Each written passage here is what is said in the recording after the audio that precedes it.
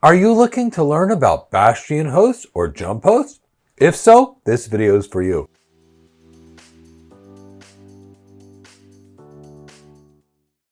Hi, my name is Michael Gibbs, and I'm the founder and CEO of Go Cloud Careers.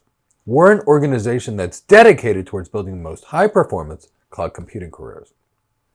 Personally, I've been working in technology for over 25 years now, and for the last 2 decades, I've been helping people get their first tech job or get promoted in tech, and I want to help you either get cloud hired or cloud promoted. Today, we're going to talk about the Bastion Host. And truthfully, we created this video as much more of a public service announcement for cloud architects.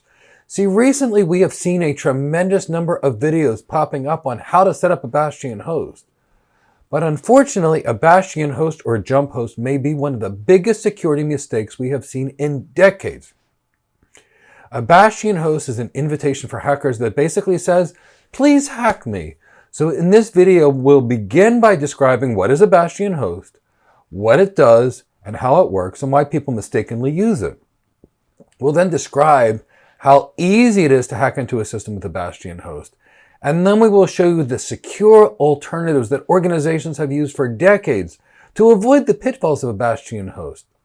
Now, when we make this video, we are not referring to a high security Bastion host service such as those offered by Microsoft Azure, but that is a pre-made kind of a service. We are referring to the dangerous kind of homemade Bastion host that you see in AWS certification training videos, or you see hobbyists do when they try to show you how to create backdoors into your system. So what is a Bastion host or a Jump host? To begin, a Bastion host is simply a computer with 2 network interfaces. Now you place the Bastion host on the public internet, where it's remotely accessed by anyone that has an internet connection. Now the Bastion host also has a second network interface card that is actually plugged into the private network. So here's what happens. The user accesses this computer on the internet and they can backdoor into your network. So why is this problematic? Well, for one thing, we are placing a computer on the internet, a regular, ordinary computer on the internet. And that regular, ordinary computer that we place on the internet is used to access our private network via the backdoor that we put in there. So let's think about what happens when you put a system on the internet. If we place a system on the internet and it is not protected because we just put it out on the internet, we're basically saying, please hack me, my doors are open and my house is filled with gold. So how do we normally protect systems on the internet? There's 2 things. One is we only put special purpose systems on the internet, which we'll talk about in a minute. But also we never place systems that are unprotected. We place our systems behind firewalls at minimum, intrusion detection, intrusion prevention systems at minimal, access control lists at minimal. In reality, if we're going to lock down our systems, we would never place a system on the public internet. We'd make sure that it's in a special environment, and we'll talk more about that later, but it'll be a highly secure environment where we place our systems, not on the public internet. And because the public internet is where the Bastion host is placed, there's no protections to the Bastion host. So pretty much anybody that wants to on the internet can hack into the Bastion host and get into your system. How easy is this, you may ask? Download Kali Linux or Parrot Linux, play with those tools for about 5 minutes, and poof, you're in that organization's private network and you did it like nothing with some freeware hacking tools. That's how easy it is. That's because it's not protected by firewalls, IDS, IPS systems, but there's another factor that makes the Bastion host so dangerous. It is a regular computer we're placing on the internet. Regular computers are not hardened security devices. Regular computers are open to hacking. That's the second part of the equation. It's a regular computer. And I'm going to tell you this right now. Very few people have the sophistication to harden an operating system like this to make sure it's not hacked. And truly, to build a truly hardened operating system, we're not talking about 1 or 2 people. We're talking about a team of sophisticated security professionals at a company like a Palo Alto or a Fortinet or a Cisco or a Check Point. These teams will spend millions and millions and millions of dollars to lock down the operating systems that they're using, if not billions. So these are very specifically targeted systems we place on the internet. So when we place, network devices on the internet, we'll talk more about that later, which are often used for remote access. These not only are behind firewalls and IDS and IPS systems, but they're also hardened operating systems. So we're not talking about anything that's in the same league as the Bastion host for remote accessing to your system. Now, how do we manage our systems? Simply and securely. We're going to give you 2 ways that you can do it. Now, the 2 ways to manage your systems are the same ways that organizations have been managing their systems securely for decades. Let's start with the simplest and most elegant way. If you have your premises and you're connected to your cloud provider or multiple cloud providers, you have either a direct connection or a VPN connection to the cloud provider. That's your WAN. So you've got a data center and a direct connection. Through that direct connection, you can administer your systems. Now, why is this so special? Your users are behind the firewall. We have the ability to limit which subnets and which IP addresses are even allowed to reach your systems. We can set up QoS on the WAN link over, and that way, if we were being infected with a worm or a virus, we could deprioritize that traffic or rate limit it or drop it.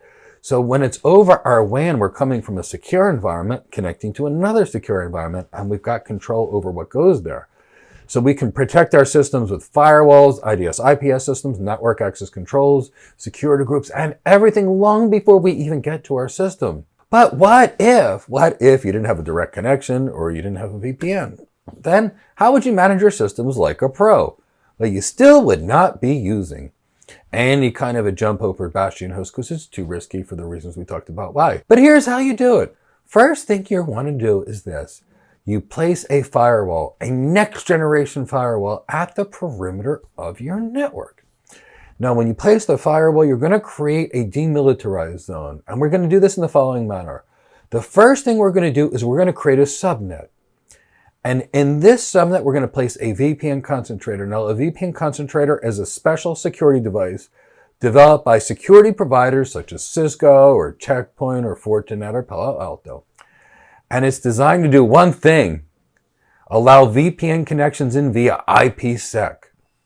So what we will do is we will create this special subnet. It's called a demilitarized zone, and we will allow IPsec only traffic, only IPsec traffic into this demilitarized zone from the firewall. Our access control list, etc., will only allow IPsec. And why are we using the access control list? Just in case the firewall fails, there's extra layers of security. And then we're going to put our security hardened device that's rock solid that will only listen on the IPsec protocols and is hardened and locked down by a security firm that spent millions and millions of dollars locking systems down.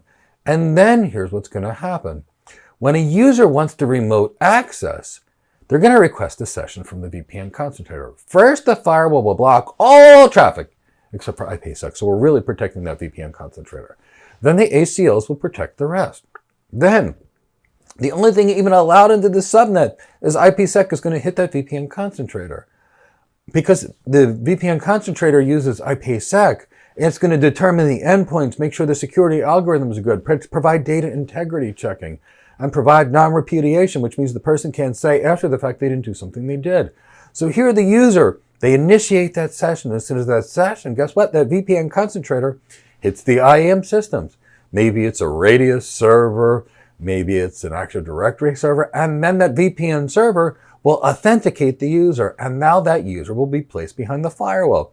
Now we can place these remote access users in a subnet and even limit what that subnet can reach. But this is how we do high security remote access. This is the way we've done it for years. This is the way we strongly recommend you use it. So don't create a Bastion host. Protect your customers, protect your clients, design resilient and secure architectures, manage your systems either via your direct connection, your VPN, or set up a VPN concentrator in the secure way. Thank you so much for watching this video, and I look forward to seeing you in another video. Our goal here is to help you get cloud hired or cloud promoted. This is Michael Gibbs, and I look forward to seeing you. Take care. It was so nice having you join us for this video today. Let me tell you about some free services we do for the cloud community. Once per week, we actually have a free question and answer session live on YouTube, where you can come and ask us any questions you want about building your career related to cloud computing or networking, and we'll answer them in real time for you because we want to get you to your goals. Several more times per week, we have guests from industry, industry experts that I have known for decades that are movers and shakers that have changed the world, that can give you information so you can build the best career. I invite them periodically. They are on my show. If there's a chance to do some free training on our channel, we'll do it live because we want you to all to have the best skills for the best career. So please subscribe and hit the bell. I look forward to seeing you, and I look forward to assisting you in your technology career. Thank you so much. This is Michael Gibbs from Go Cloud Architects.